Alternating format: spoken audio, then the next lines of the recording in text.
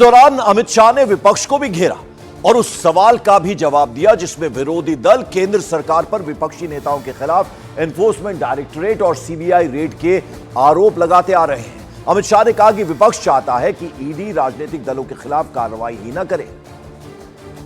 Opposition का कहना है कि ईडी की रेड हो, इनकम टैक्स की रेड हो, सीबीआई की रेड हो, वो हर बार ऑपोजिशन लीडर्स पर ही क्यों पड़ती है? भारतीय जनता पार्टी के लीडर क्या सब साफ सुथरे? ये एकदम सफेद झूठ है। मैं देश की जनता के सामने कहना चाहता हूं, मोदी जी के प्रधानमंत्री बनने के बाद काले धन पर कठोर कार्यवाही हुई है। ईडी काले धन पर कार्यवाही कर रही है और ईडी ने जितनी भी संपत्तियां कुर्क की है उसमें से 5% ही राजनीतिक दलों से जुड़े हुए लोगों की है। 95% काले धन वाले की। ये भी काला ही धन है, मगर वो ऐसा चाहते हैं व्यवस्था जिसमें राजनेता पर कोई कार्यवाही ही न हो। मैं आपको स्पष्टता से बताना चाहता हूं कि 95% कार्यवाही ऐसे लोगों पर हुई है जो राजनीति से जुड़े हुए ही नहीं। और ये बिल्कुल सरासर आरोप। ममता जी के मंत्री के घर से 51 करोड़ रुपया मिलता है। कांग्रेस के सांसद के घर से 355 करोड़ मिलता है। 10 मशीन एसबीआई की गिनते गिनते थक जाती है, गर्म हो जाती है, और ये कहते हैं कार्यवाही ना हो।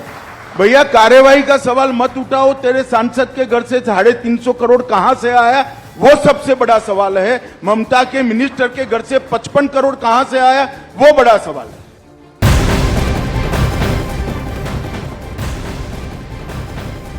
और न्यूज 18 इंडिया मॉर्निंग प्राइम में अब जरा बात सियासी वार पलटवार की करते हैं। प्रधानमंत्री नरेंद्र मोदी ने संजय राउत के दिए विवादास्पद बयान पर बड़ा हमला किया। प्रधानमंत्री ने कहा कि हमारे विरोधी नए कीर्तिमान बना रहे हैं, औरंगजेब से तुलना कर रहे हैं, लेकिन देश एक बार फिर मोदी सरकार का मन बना चुका है। दूसरी तरफ हमारे जो विरोधी हैं वो भी नए कीर्तिमान बना रहे हैं। आज ही उन्होंने मोदी को 104वीं गाली दी है।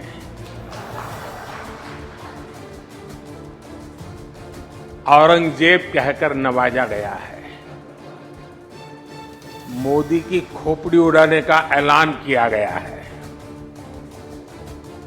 इन सब पॉजिटिव नेगेटिव बातों के बीच दुनिया का सबसे बड़ा इलेक्शन जारी है। और मॉर्निंग प्राइम में अब जरा आपको सुनाते हैं कि संजय राउत ने किस तरह पीएम मोदी पर विवादास्पद बयान दिया था। क्या कहा था उन्होंने? महाराष्ट्रात शिवाजी महाराज जन्माला आले आणि औरंगजेबाचा जन्म गुजरातमध्ये झाला।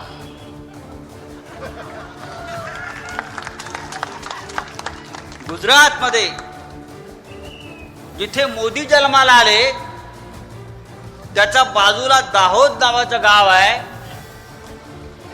तेथे औरंगजेब जन्माला आला आणि म्हणून ही औरंगजेबी वृत्ती गुजरात आणि दिल्लीतून या महाराष्ट्रावर चाल करून येते आहे आणि शिवसेनेच्या विरोधामध्ये, आमच्या स्वाभिमानाच्या विरोधामध्ये।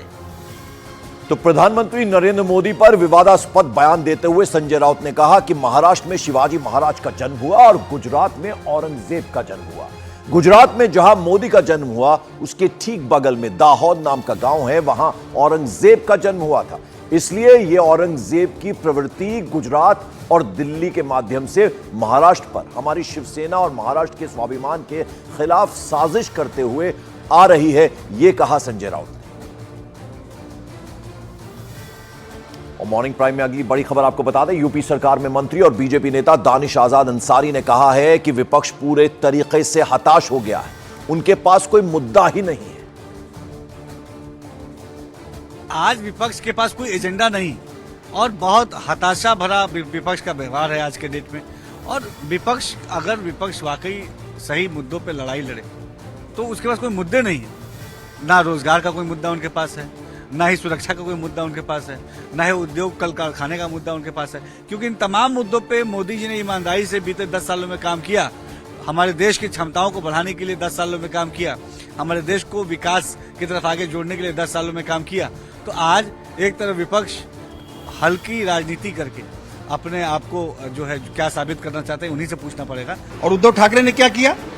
महबूबा मुफ्ती के साथ हाथ मिला करके इंडी गठबंधन स्थापित किया। आज औरंगजेब की कब्र पर फूल चढ़ाने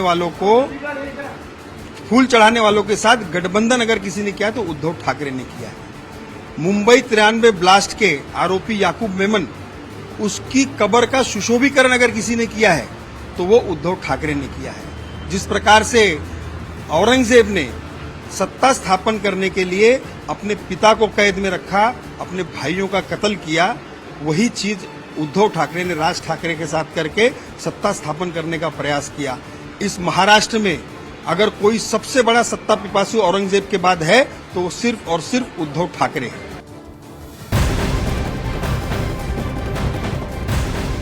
और मॉर्निंग प्राइम में महाराष्ट्र की सियासत से जुड़ी एक और बड़ी खबर आ रही है। एनडीए में शामिल होने से पहले राज ठाकरे ने एमएनएस नेताओं की एक अहम बैठक बुलाई है।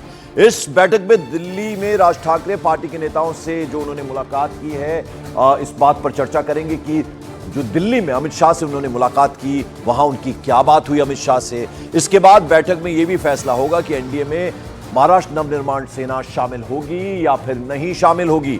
सूत्रों के मुताबिक अमित शाह के साथ बैठक के दौरान राज ठाकरे की तरफ से शिरडी और दक्षिण मुंबई की सीटों के लिए बाकायदा मांग की गई थी। हालांकि बीजेपी उन्हें एक लोकसभा सीट देने के पक्ष में है।